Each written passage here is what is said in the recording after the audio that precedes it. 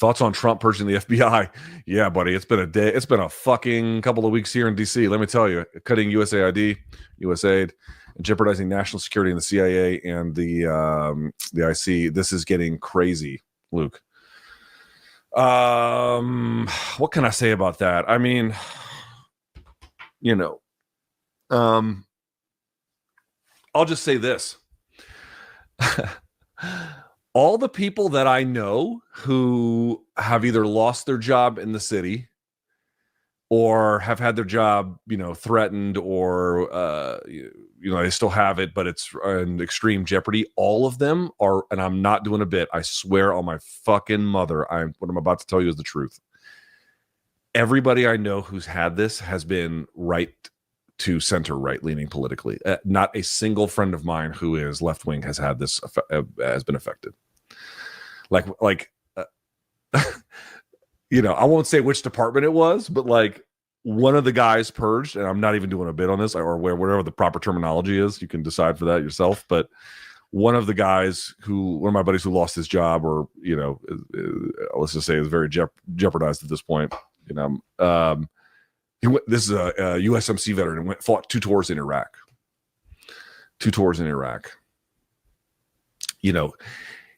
It's not exactly a purge of the Communist Party that's happening here. Another buddy of mine who has not lost his job but is about to. It looks like, again, it's hard to know what the fuck's about to happen in DC right now. Lifelong Republican voter, and I promise you, I am not doing a bit. I am not doing it. It's been actually like something we've been talking about here at my house, how fucking crazy it is that like the first people that we know to go, or at least, either be off the chopping block or at it, again, because everyone's got slightly a different situation. None of them voted for Biden. All of them have been Trump, or, well, I don't know if one of them was, but he's certainly been right leaning. The other one definitely, I know for a fact, voted for Trump. Like, this is not like, the 1960s Black Panther party you're going after here. It's fucking like, I don't know what to say to half of this shit. I don't know what to say to I mean, what was the question again specifically about thoughts on Trump purging FBI, cutting? I mean, these are all different things. Listen, the American people voted for Donald Trump, and we have to accept that, and I do accept that.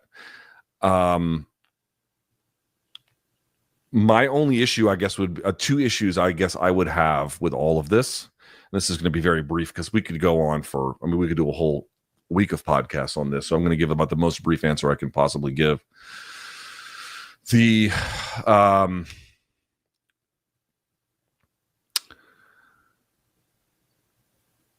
allowed to seek out policies and outcomes that are within his desire, that his administration can prioritize, but all of that has to be done within accordance of and in protocol with the law. And it just seems to me like what's happening right now is they're just doing whatever they want to do and then daring the courts to stop them. And then if they usurp certain kinds of powers that are typically or in many cases expressly enumerated to the legislature, then they will. I don't know how that's going to go, but they're certainly trying. I don't think that's great. And while I think in particular, like cutting anyone who was even like assigned work related to Jan 6. I mean, again, I'm going to say this one more time. I know people who work in law enforcement, and I know people who work in the military. And if people think that the 5,000 FBI officers who are being let go from the FBI are like, these are Harris voters, you're the most confused person on earth. Like, I guarantee, I would bet everything I own, including this house, I would bet every single thing I own that 90% or more are right-leaning. Like, it's, you're getting rid of people that are at least nominally sympathetic to you. But short of that, I have a problem with, what Elon Musk is doing is like one of the most insane, deranged, and dangerous things that is, humanly imaginable. Installing people at the Treasury who he is unelected. And people are like, oh, what if you elect Trump, you have the, Trump promised to have Musk root out government waste and inefficiencies, and it's like, right, but there's still protocol for that. You can't just break the law to do that. So that is inherently a problem. And then, this dipshit at the Treasury who's now installing code on the back end to allow, you're changing the code of the Treasury's payment system, to say nothing of to what extent this asswipe has got the ability to interact with sensitive data, and more to that, and to what extent there's being a security protocol around it. And then more to that point, he's installing code on the back end. TechDirt and Wired reported this, that enables them to change the code of the payment system that allows them to block payments in a more easy and nimble way, which would be right out, like, this is like clearly in violation of the Constitution, right? I mean, once Congress passes this and then the president signs it, it's a done fucking deal. Like, the notion that you can take this extra constitutional body where there's like, these guys are not been subject to any background checks, any security checks, they're just being given the keys to the most sensitive kingdom imaginable. And like, I'm expected to believe that what really has been the problem in American life for the last 30 years is the influence of George Soros, which, by the way, I'm perfectly willing to believe that his influence has not been great. At the same time, it's not this, and any kind of attempt to equivocate the two can only be done by somebody who is purposely confused. The interesting part about USAID, again, if we want to have a discussion about the ways in which America wastes money on its soft power, to what extent we even want to express our power in soft terms, and what that's supposed to look like, and then to what extent we want to rein in spending, I'm perfectly willing to have that debate. I don't think it's a problem. I'm not going to defend everything that USAID has done. I don't think anybody really can. I mean, these are people that in Latin America have been helping Uruguayan death squads to learn how to be tortured. I mean, this is a real thing that happened in 2013. So this is not a defense of USAID per se. But again, if you want to dismantle it, there's a constitutional process by which that can be done. And then more to the point, what I keep seeing everyone doing who's very, very excited about what Doge is doing, which is just the dumbest fucking name imaginable, is they keep saying, aha, we have found new waste, fraud, and abuse. And it's just them revealing they have no fucking idea how the government works or operates. This Politico Pro situation is like the clearest example. Dude, it's the fucking Bloomberg terminal. It's the fucking Bloomberg terminal. It's a B2B business that just tells you, for people who are like, I mean, you know who it's for? You know what it's really for? The congressmen and women subscribe to, but that's really not who it's for. It's for like fucking military contractors. It's for pharmaceutical companies. It's for, the worst fucking people in Washington, which, by the way, is its own problem. But that's who it's for. It's not, you know what I mean? Like, and it was just totally, USAID was paying $44,000 just for a subscription. It's a B2B business. And they're like, aha, we've uncovered waste. It's like, first of all, you haven't even told us what waste is supposed to look like to you.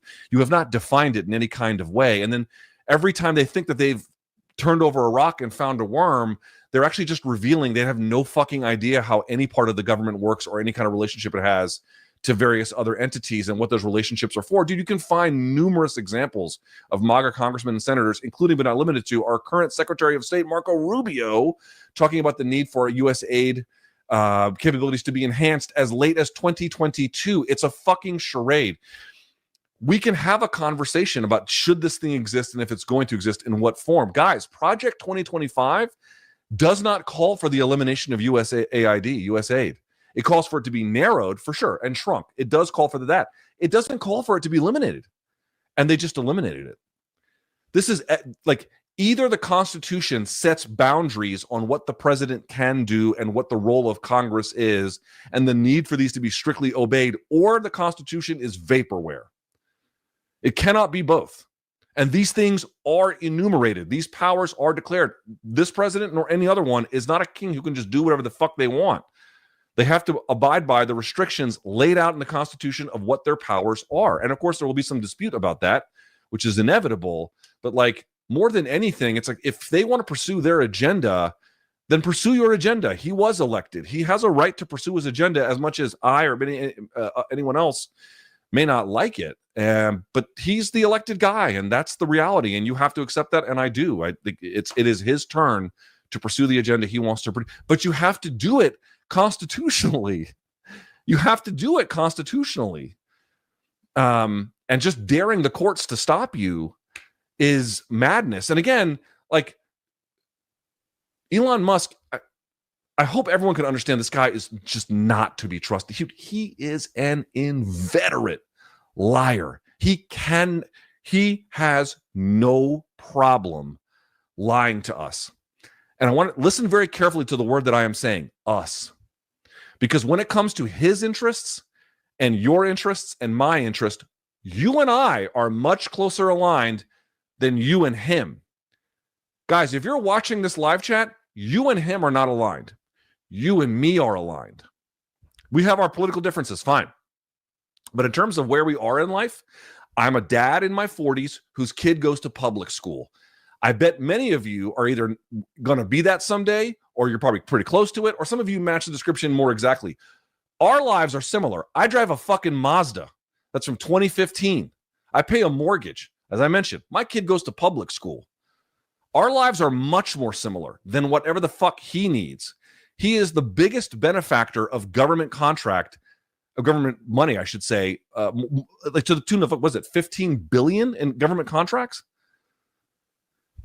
Are we going to have Doge take a look at that? Are we going to have Doge take a look at the defense industry? I mean, everyone in DC is nervous about their job, except the people I know who work in either the defense industry or the people related to the defense industry. They're sitting high off the hog because they know they're not going to be touched. Guys, the GAO found in the Medicaid program hundreds of billions of dollars of waste, fraud, and abuse. This was in 2023. They found that. Like the OMB has found in numerous other programs and agencies all different kinds of abuse to the tune of tens of billions of dollars. But it takes place in areas that they either haven't touched or, in many cases, refuse to touch. It is unclear to me why an inveterate liar who is operating extra constitutionally is to be trusted with the information he is being trusted to put on code into the Treasury system to block payments. This is all super fucking illegal. Super fucking illegal. I don't know if the courts will block it. They've blocked a lot, but I don't know how much they'll block in the end. So please, my request is actually quite simple. Define what waste, fraud, and abuse looks like. Tell me where you found that at USAID, because everything else they pull out is fucking nonsensical, to the point where, again, you can go back to the first Trump administration or even during Biden, Secretary Rubio asking for more USAID, Ron Wyden asking for more USAID. What changed? Oh, because this guy came around and said it's a pit of Leninist and Marxist? Dude, he'll just lie about anything. Talking about Musk, he'll just lie about anything. He'll lie about absolutely fucking anything without any compunction, without any hesitation whatsoever. Even getting back to the fucking stadium deal. Remember what he did? Never corrected the record, never apologized, and told you and me that the American taxpayers were going to be in the hook to the tune of billions of dollars for a DC stadium. It was just transferring administrative jurisdiction with no money. There was zero on the line for that. He'll just lie. He'll lie without any shred of decency. He'll never correct the record. He'll never go back. And people have the fucking nerve to tell me that your interests are more aligned with his. Bitch, your life is nothing like his. He is trying to tear down anything when I say liberal, I don't mean left wing. I mean the modern notion of constitutional liberalism. He is trying to completely dismantle the teeth of the liberal state to function in any way that would ever challenge him or his core businesses. And he's trying to use that to enrich himself. And if you can't see that, you're going to find out the fucking hard way. It's coming. There's some version of it anyway. God help us.